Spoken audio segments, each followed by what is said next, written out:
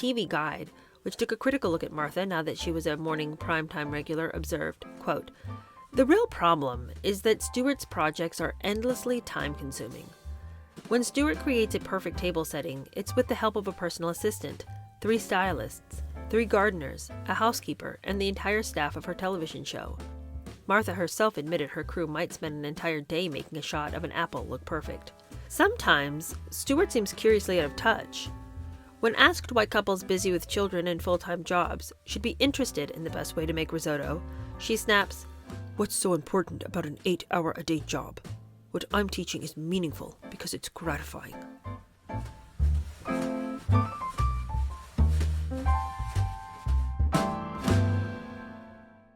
Hello, how are you? Welcome to my channel. My name is Cheer Denise, and we're going to keep going in the Martha Stewart book today. It's a longish chapter, so I'm just going to dive right in. I'm trying not to make too much commentary so we can get through the chapter. But today's focus is going to be the way she got her magazine. Now, you know this has been a long time goal of Martha Stewart's, but now she's finally got herself weaseled into the industry far enough that she's found somebody who will make this magazine for her the way she wants it done. And of course, we know that this is going to entail quite a lot of manipulation, and it's going to leave many people in her wake very unhappy with what they agreed to when it came to their dealings with Martha. All right, this chapter is entitled The Big Score. The first action Time Warner executives took when Martha Stewart approached them with her idea for a magazine on lifestyle was to conduct a highly secret, in-depth background investigation to find out what her personal lifestyle was all about. Rumors about Martha's vindictive actions in the wake of Andy's split had circulated in publishing and social circles, and had reached the ears of the executives at Time Inc. Ventures, which was seriously considering getting in bed with her in what they believed would be an ultimately profitable but highly speculative and expensive publishing operation. Before they committed their money, resources, and respected corporate name, they wanted assurance that their future partner was as pristine a family values person as she portrayed herself to be in her best-selling books, television specials, and other enterprises. As one major Time Warner player later said, the biggest risk was personal endorsement. We were nervous because we never, ever did anything that had somebody's face or name on the cover. What's to say that person won't go out and tarnish the reputation? What if we had put O.J. Simpson on as the spokesman for Sports Illustrated? So those kind of things can go sour. Here we were talking about putting Martha on the cover and naming the magazine after her. We saw that as a big risk. I don't think Martha ever knew we did an investigation, which included getting a copy of her divorce settlement, which was pretty ugly. Right in the settlement, it said that she was not allowed to come within, I think, 200 yards of her ex-husband's residence. Also, at the time when we did the deal with her, we discovered that Martha and her daughter were not on speaking terms. And Martha had to mend that. She wasn't stupid. She knew we were going to ask, "What about your kid?" What was she going to say? "I have a daughter, but we don't talk to each other. We don't get along very well." So she had to fix the image thing there. And then, when the magazine started, Martha put Alexis on the masthead. First she was an associate editor, and then later she was a consultant. I think it was also a way of trying to build a bridge to her daughter. At that point, we knew pretty much what everyone didn't know about Martha Stewart, and we had to make a judgment on whether or not the details would ever surface, and we presumed that some of them would. Mainly, we wondered whether it would matter, and we presumed it probably wouldn't. In the end, we felt that the great American public wouldn't care. Martha had developed the idea for Martha Stewart Living, a natural spin-off of her books, after her publisher Crown and later Time Life Books had rejected her proposal to start my own little publishing company. She'd gone to them with a list of the books that she had wanted to produce, and they had said no. The road that ultimately led Martha to Time Warner and her own magazine and multimedia empire, at least in name only, started with another idea, a signature line of affordable quality gourmet foods. Her partner in that deal was her ex-brother-in-law George Friedman, a shrewd, high-powered businessman who had been the second of Andy's sister's 3 wealthy husbands. As one family wag put it, Martha and George got together because each of them had been rejected by a Stewart sibling. Be that as it may, Martha saw that Friedman would be of enormous help to her career, and Friedman saw Martha's ideas as a potential gold mine for him. In the end, it was Martha who benefited the most from their ex-familial alliance. While Martha was still hawking hot dogs at Nutley High School football games, Friedman, a Brooklyn College graduate, had started his business career as an admin. On Madison Avenue, he worked for Doyle, Dane, and Bernbach, Foote, Cohn, and Belding, and Young and Rubicam. In 1968, he left the gray flannel suits behind to begin a very close and financially rewarding relationship with Estee Lauder. Starting as a managing director for Aramis Incorporated, he eventually became group president for Aramis and Clinique. By the mid-1970s, he believed he knew enough about the cosmetics game, a business he learned from Mrs. Lauder, to sell himself big time. He took his ideas to Ralph Lauren and Warner Communications. Their ultimate joint venture was called Warner Cosmetics, a company that created a number of highly successful fragrances, Polo, Lauren, Vanderbilt, and Picasso, among others. When Warner Cosmetics was sold to Cosmer Incorporated, the U.S. license of L'Oreal, Friedman became a very wealthy man. He stayed with Cosmer as an executive and as a consultant to L'Oreal. Around the time he hooked up with Martha, Friedman had started a company called Greifen Development, a joint venture with the Limited, to create, develop, and manufacture fragrances and toiletries. Later, when the Limited purchased the shares of his company, Friedman became even wealthier. Besides fragrances, Friedman's Greifen Development was always on the lookout for lucrative new ventures, and when he heard Martha's idea for a signature line of preserves, mustards, salad dressings, and frozen foods, 60 different products in all, he thought that it would be a winner. While Friedman saw that Martha could make a decent living from her books and related ventures, he always believed that the really big payoff for her would come from some form of packaged goods. Martha's gourmet food line idea meshed perfectly with his thinking. His immediate goal was to create a company around Martha's products and sell them to retail outlets. Naturally, his first target was Kmart, where Martha had an exclusive contract. Working together, Martha and Friedman created the packaging, advertising, displays, and promotion. Then they had a series of meetings with Kmart honcho Joe Antonini and members of his kitchen cabinet. Initially, the Kmart people loved the idea, and a deal was about to be struck. But at the last minute, Kmart refused to give the Stewart-Friedman combine a 1-year agreement to leave the products in 100 or so stores with a defined unit of space. They wanted about 20 feet for a market test. Martha, who thought she had a done deal, was shocked by Kmart's last-minute rejection and furious that Antonini and the others didn't see the same dollar signs that she and Friedman had envisioned, because the whole concept of affordable quality gourmet food was just beginning to boom. In her eyes, the Kmart executives were boobs and idiots who didn't get what she was really all about. I don't understand why Kmart bankrolled her idea to renovate the Adams house, going through this enormous effort to get advertisers to pay for it. But it was still a tons of effort on their part, and give her all this money so she could buy this house, make tons of money off of their back, off of their interest-free loan, sell the house at an enormous profit after she got all of the advertisers that Kmart had provided her with to subsidize and to pay for and to cover the expense of renovating this house. I don't understand why Kmart would go through all that trouble for very little returns. I mean, it was such a giant project for no reason. And then they don't see the benefit of putting like gourmet Martha Stewart food in their stores. The idea seems so much more doable. So much less of a hassle. We're not buying $1 million homes here and renovating them and wasting money and time and effort. I don't really know what the deal with that was, but then they didn't want to do this. I mean, I can kind of understand why Martha's like, wait, what? Why is this not a good idea to you? I don't get it. I think it would have been a good idea.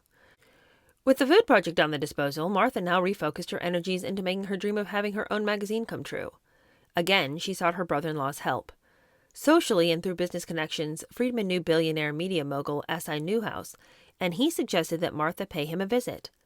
As it turned out, Newhouse was familiar with Martha and her ability to sell products. Her publisher, Clarkson Potter, had become an imprint of Random House, which in turn was part of Newhouse's advanced publications. That entity comprised the Condé Nast magazine group, which included Vanity Fair and The New Yorker. Newhouse immediately saw the uniqueness of Martha's vision and assigned Rochelle Udell, then in corporate marketing, to develop a prototype. Udell, later editor-in-chief of Self, was no stranger to Martha either. They knew each other socially.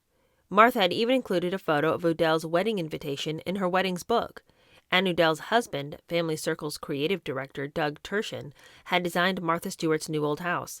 He also worked with his wife on Martha's magazine dummy. Well, isn't it just a real cozy relationship up there in the world of the elite? Everyone just knows everybody else. Everyone's just scratching each other's backs. Martha and I spent an initial session brainstorming ideas, and then I went off and I did it, Udell said. We visualized and brought to life the concept of Martha Stewart in magazine format. It didn't take very long to do. This was not brain surgery, because what Martha had done in her books was easy to translate into a magazine format. The philosophy of the prototype was information and inspiration. From the beginning, everyone agreed that Martha should be on the cover, and a number of names were considered, including Lily Pond Lane, the address of one of her East Hampton homes. But in the end, Newhouse passed on the project. "At first he wanted my name on the magazine," Martha explained. "And then he said that after a lot of thought, he couldn't put my name on the magazine. And I said, that's all right. But he was really worried about that." Martha made it seem that Newhouse rejected her idea mainly because of the concern that his other top editors, Vogue's Anna Wintour and Vanity Fair's Tina Brown, might want their names on their covers too. But that wasn't Newhouse's prime fear about the project. His biggest worry was over how Martha's magazine would be positioned. Would it be a mass book or a small class book? Would it ever have more than 1 million circulation? His final analysis was that it would never be a mass circulation magazine. He gave Martha the prototype as a gift and wished her luck shopping it elsewhere. As Martha acknowledged later, Martha Stewart Living didn't fit into Condé Nast. Next up, Rupert Murdoch's News Corporation. But the Australian-born media baron had bigger fish to fry. "He loved it," Martha said, "but he was selling off his magazines." At that point, George Friedman decided to call an old friend, Steve Ross, the flamboyant one-time funeral director and parking lot magnate, who had engineered the historic and behemoth $15 billion Time Warner merger, which had occurred around the time Martha had begun pitching her magazine to prospective publishers. Friedman, who knew Ross from his highly successful Warner Cosmetic days, had lunch with his old pal and told him about Martha's terrific idea. The timing could not have been better. The philosophy of synergism, the interaction of elements that, when combined, produce a total effect greater than the sum of the individual elements or contributions, was alive and well at the new Time Warner, and Martha's world was definitely synergistic. If handled right, Time Warner could produce her magazine, her television programming, eventually get control of her book publishing contracts, develop and sell her product lines, put her in cyberspace. The horizon was limitless. Ross thought Martha's idea, as proposed by Friedman, was dynamite. He saw that it wasn't just a magazine that was being pitched, but rather a whole range of products that could cut across the entire Time Warner firmament. Ross bought it. It also helped that his third wife, Courtney, was a Martha wannabe who loved decorating homes, buying expensive art, and having a place in East Hampton, rubbing shoulders with celebrities and dominating her husband. Ross called in Nick Nicholas, Time Warner's chief operating officer, who agreed that the idea sounded like a winner. Ross and Nicholas then put Martha in touch with the right people within the organization, the Entrepreneurial New Ventures Group, and Friedman helped shepherd Martha through some of her earliest meetings. But he stepped out when it became clear that none of his ideas for Martha Stewart products, such as the Gourmet food line, was getting a positive reception, and that's where Friedman had hoped to make his buck. In the end, it was Martha who grabbed the Time Warner brass ring. Time Warner was initially open to Martha Stewart Living because Steve Ross declared it was a good idea, said a highly knowledgeable participant. That was the only reason she got the deal. The Time guys were never really comfortable with her or the magazine. In fact, they probably hated Martha. Women weren't really important in the Time culture.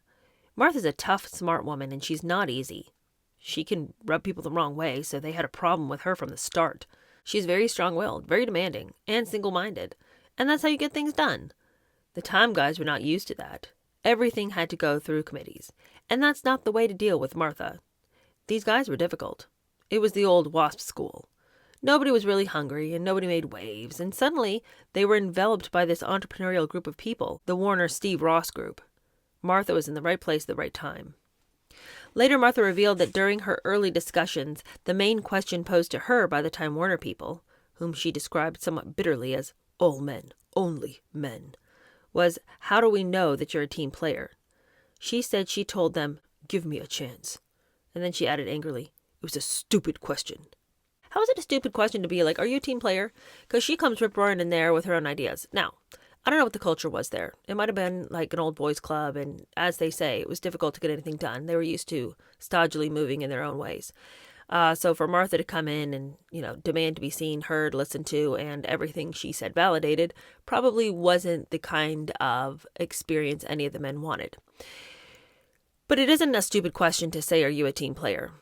I would say that that's probably a pretty valid question considering her personality. It's been an obvious thing to say, are you a team player? Anyway, It wasn't the best time to start a new women's service magazine, and Time Warner was bucking a definite trend, taking a big chance. The combined circulation of the 7 big women's magazines, Ladies' Home Journal, Redbook, McCall's, Women's Day, Better Homes and Gardens, Good Housekeeping, and Family Circle, had declined by 8 million during the 80s. Every year, at least 1 million homemakers were joining the workforce, leaving fewer women at home who had either the time or the money to do the complex cooking, decorating, and entertaining projects that Martha advocated. Even bleaker was the fact that magazines were dying left and right. As Martha was well aware, some people think I'm nuts to start a magazine in a climate where magazines are closing and suffering, she admitted on the eve of the launch of the first test issue of Martha Stewart Living. But I think this is the best time to start a magazine. It's a challenge. The initial Time Warner negotiations with Martha and her attorney were described as difficult. It seemed that every offer the Time people put on the table was not good enough, and the talks dragged on. We had a major ego to contend with, said one of the players. Meanwhile, confident that an agreement eventually would be worked out, Time executives began introducing Martha to potential advertisers. Because she wasn't involved romantically, the Time people often arranged for a gentleman to accompany Martha to those advertiser-related functions. We could usually get somebody for the first date, one executive recalled, but they rarely wanted to go out with her a second time. Let's just consider how embarrassing that is that your bosses at work have to get you a date to things.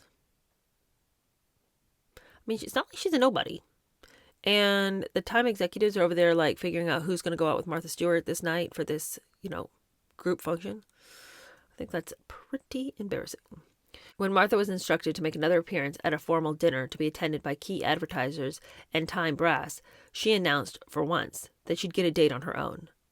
The party in question happened to coincide with a very touchy stage in Martha's negotiations with Time, a period when she was very upset that she wasn't getting everything she was demanding. That night, Martha stunned and angered about a dozen Time honchos and potential advertisers seated at her table by arriving with the handsome date she had personally chosen. His name was Peter Eldridge, and he was the publisher of Time's biggest rival, Newsweek. The Time guys went ballistic. We didn't have the first deal signed, and she was trying to use whatever leverage she could find. Martha thought it was a way of playing hardball to get back at us guys, said a Time executive who was present. What went through my mind was, can this really be happening? Everybody was so uncomfortable. It was unbelievable that she would do that, bring a guy from Newsweek. What she demonstrated that evening was that she didn't know the game, and that she wasn't as sophisticated or as slick as she probably thought she was. Our immediate questions were, why would she have such bad judgment and bad taste? Is this what she thinks is going to be a negotiating ploy by making us look kind of silly? Does she have something actually going with this guy that we should know more about? Because if she does, some of the inner secrets are going to be shared in Pillow Talk. Despite Martha's quirkiness and demands, the Time people thought she had the entrepreneurial drive and instincts to make the magazine a success. Finally, after some months, a contract was hammered out that gave Martha a starting base salary of $450,000 a year.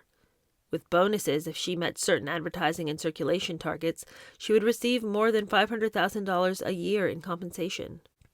Moreover, she was given a slew of perks, a chauffeur-driven car, a clothing allowance that eventually reached $50,000 annually, a hair and makeup budget, and expenses to cover business operations at her homes in East Hampton and Westport. The perks were good, but not extraordinary. Most top editors at women's magazines got similar or better benefits, but they were rare for Time Inc. editors. Martha also reportedly demanded, but did not get a loan, from Time for the purchase of her first Hamptons home. Did she think that the people she works for are banks? I was blown away that Kmart gave her an interest-free loan, but that she would hustle on over to Time and be like, I want to buy another house. I want to buy a house in East Hampton, and I'm expecting you all to bankroll it. Why should they? You don't have enough houses to shoot your little magazine covers? Anyway, reportedly she demands she wants a loan from Time to purchase her first Hamptons home. But several years later, she was said to have been given a $2 million loan to help finance her $3 million purchase of the Bunshaft house in East Hampton. That loan was viewed as a way of keeping Martha at bay and placating her at a time when she was threatening to take her toys and walk if she wasn't given a major equity stake in her operation, a Time executive asserted. When word of Martha's initial deal began circulating within the staid Time organization, a number of editors and executives expressed anger and envy. There was an undercurrent of resentment and jealousy, one of them acknowledged. People were asking, well, what are we doing besmirching our good name by getting in bed with somebody like this? She's not an editor. There was definitely some backbiting. Time executives believed that they had given Martha, whom they viewed as unproved as both an editor and businesswoman, a good deal. But from the start she expressed dissatisfaction, believing she should own a piece of the pie.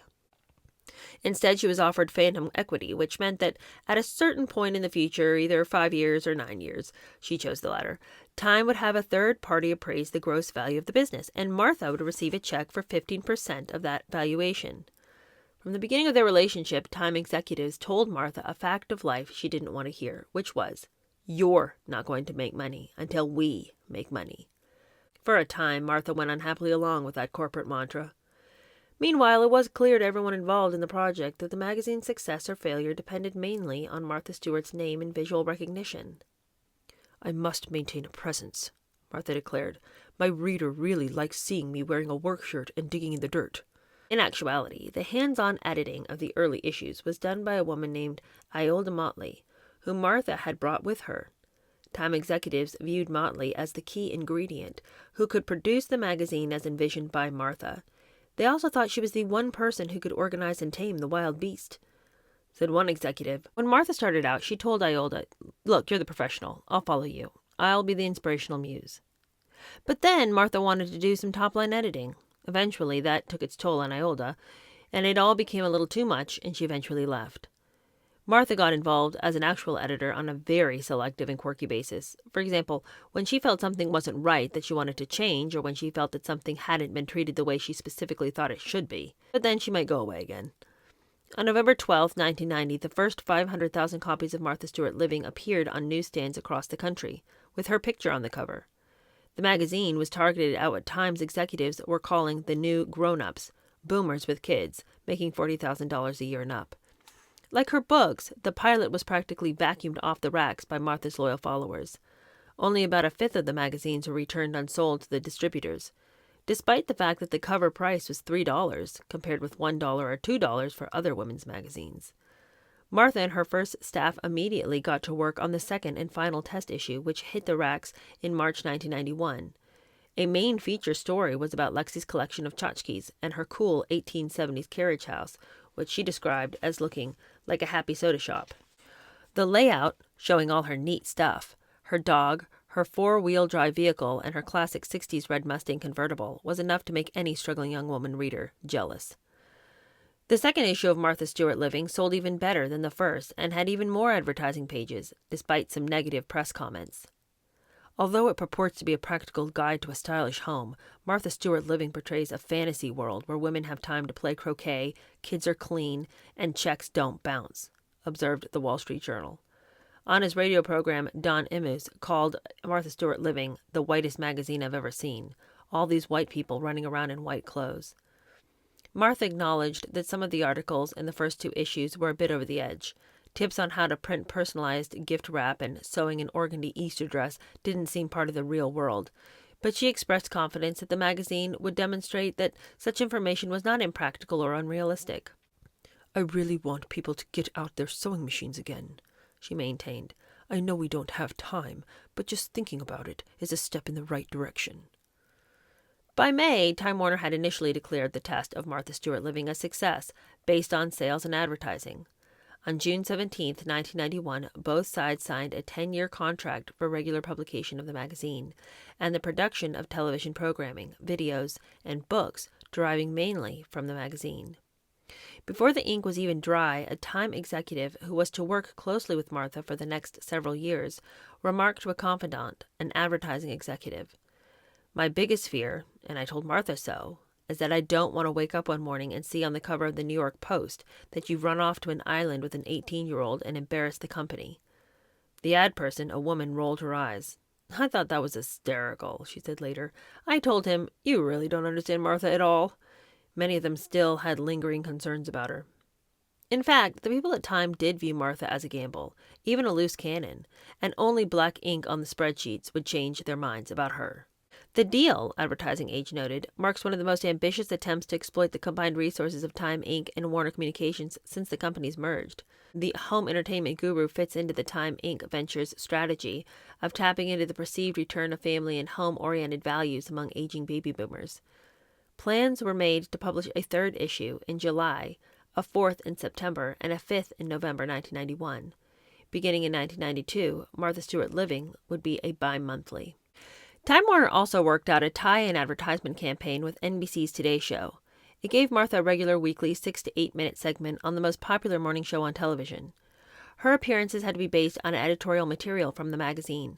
Time Warner envisioned shooting footage for the Today segment and ultimately pulling it all together for a full-length TV show that would lead to the creation of marketable videos. However, the New York Times wondered, is there such a thing as too much exposure? There may be a saturation point even for someone as effective as the glamorous Miss Stewart, but for the time being, Time Warner is betting that there is not. Meanwhile, one of Martha's earliest Today segments became an embarrassment for her and the show.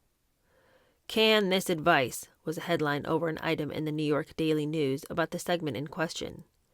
Today co-host Bryant Gumbel had asked Martha if it was necessary to add some lemon juice or vinegar so that the tomatoes she was instructing viewers how to can attained the proper level of acidity. Martha said no, explaining that tomatoes were solid acid and nothing else was needed. The phones immediately rang off the hook at Today's offices, letters pouring in, and Gumbel was forced to make a disclaimer. "We got a lot of calls from food safety experts," he said, including one at Cornell University, who said that one should, quote, always use a little bit of lemon juice to avoid the possibility of botulism. Despite her faux pas, Martha quickly became a hit on the program, and rating points usually rose in the mornings of her appearances, the dates of which were advertised in her magazine's soon-to-be parodied feature called Martha's Calendar. "People are into their homes these days and they connect with her," explained Today executive producer Jeff Zucker of Martha's success on the show. "Sometimes she does topics, like designing your floor, that we thought were crazy, yet millions of Americans are fascinated. She's selling lifestyle. She tells people that they can do things themselves, but if they can't, they live vicariously through her experiences." Some members of the Today crew came to dislike Martha, finding her manner imperious and dictatorial. Martha usually brought a personal entourage to help her set up for her weekly appearance. On one occasion, according to Today lore, Martha stepped out of the makeup room, was displeased with the presentation on her set, and slapped the person responsible in front of the show's horrified regular crew. Another chef who made a number of appearances on Today asserted that the set crew, the set design people, the people who have to work with Martha's crew get yelled at by her all the time, and they hate her. TV Guide, which took a critical look at Martha now that she was a morning primetime regular, observed, quote, "The real problem is that Stewart's projects are endlessly time-consuming. When Stewart creates a perfect table setting, it's with the help of a personal assistant, 3 stylists, 3 gardeners, a housekeeper, and the entire staff of her television show." Martha herself admitted her crew might spend an entire day making a shot of an apple look perfect. Sometimes, Stewart seems curiously out of touch. When asked why couples busy with children and full-time jobs should be interested in the best way to make risotto, she snaps, "What's so important about an 8-hour-a-day job? What I'm teaching is meaningful because it's gratifying." Viewers don't turn to Martha Stewart to get a new recipe or a tip on gardening, so much as a view of what the perfect life should look like. She's a cross between an old-fashioned woman of leisure and a new-style, back-to-nature guru. Time Warner soon packaged a weekly television show based on the Martha Stewart Living concept, with Martha, of course, as chief cook and bottle washer. With the program, her celebrity would have seemed nearly complete. But Martha wanted more. She'd been hoping that NBC, which she viewed as highly prestigious, would pick up the series because she already was an element of the network's Today program. But NBC passed. Instead, Time Warner cut a syndication deal with very aggressive Group W Productions for a weekly half-hour that would air on cable's Lifetime network and eventually on more than 150 local stations around the country, reaching as many as 85% of U.S. households. Time quickly sold its 52-week inventory of commercial airtime to 5 sponsors. Martha had a long, successful run with Today, but in January 1997, she defected from the still top-rated early morning show to the lowest-rated, CBS's This Morning, part of an overall deal under which she contributed segments to other CBS news programs. Meanwhile, the magazine's readership was growing enormously. It tripled in 2 years to 750,000, and advertisers were lining up. But editorial and production costs were escalating too. Martha spent money like mad on staff and production, a Time executive said, and the magazine, which should have been profitable, was swimming in red ink at a time when she was aggressively pushing for equity. Naturally, her bosses were getting a bit miffed. Then there was a dark cloud on the horizon called competition. Just like the intense late-night ratings wars between Jay Leno and David Letterman, a lifestyle magazine battle appeared to be shaping up. Martha's old chum, Mary Emmerling, was about to enter the field with Mary Emmerling's Country, with the substantial backing of the New York Times Company. There were also reports that Hearst magazines might test market a Ralph Lauren magazine. Martha and Emmerling were billed by the Chicago Tribune as dueling divas of decor. In the end, though, Ralph Lauren stayed with clothing rags rather than magazine rags, and Martha outlived Emmerling's efforts and continued to dominate the genre. Originally, Martha's editorial offices were in the prestigious Times Life building, but her superiors quickly moved her into less opulent digs on West 43rd Street. "We got her some cheap space," said a former Time executive. "Our intention was to not have her in the Time Life building. It was too expensive, and we didn't want her to develop bad habits.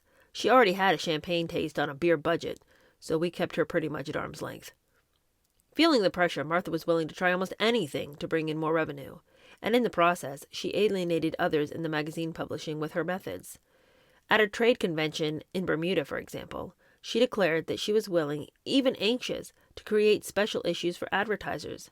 For instance, if the BMW people told her that they would fork over $1 million for a one-shot buy to attract Martha's yuppie readership, she vowed, "I would put out a supplementary issue focused on traveling across America, in which the advertiser would sponsor the entire issue.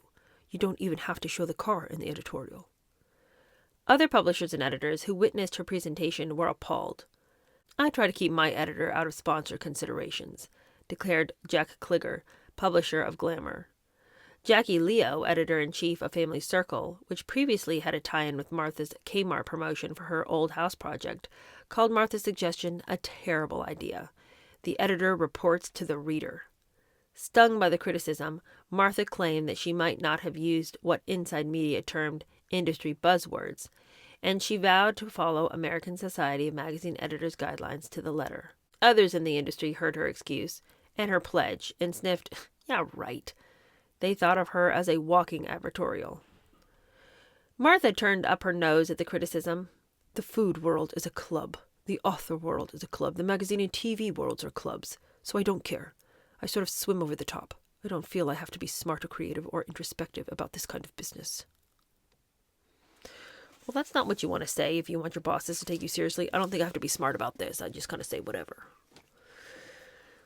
Well, Martha's got her way, but all along the way, she's burning bridges and she's making people hate her. And I think the thing that really surprises me is how willing she is to spend other people's money. This just really smacks of our Kmart deal in a whole new way. Just how can I exploit these people? I think the Time Warner people were smarter than the Kmart people, and I don't think they're going to let her exploit them quite as much as the Kmart people allowed Martha to exploit them. I think they saw dollar signs with Martha, and they weren't heavily skeptical enough about her, whereas the Time Warner people are like, "Prove yourself. We're not giving you a dime until you prove yourself." I love that they moved her out to, cheap office space and didn't let her be in the Time Life building because she was taking advantage of them. And I like that they, took a hard line with her. All right, I will see you guys tomorrow for a Friday news roundup. Thank you so much for watching. I'll see you guys tomorrow. Bye.